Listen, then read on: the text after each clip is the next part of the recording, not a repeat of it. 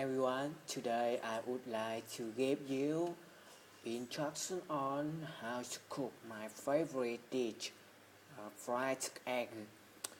About the ingredients, we will need egg, spring onion and fish sauce. So first, beat the egg and put into the bowl, and then stir the egg until smooth. Slice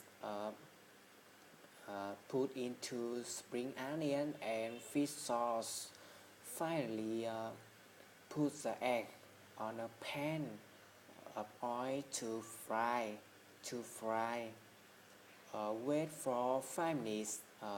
We will have a delicious fried egg. And you? Can you tell me how to cook your favorite dish? Thank you for listening.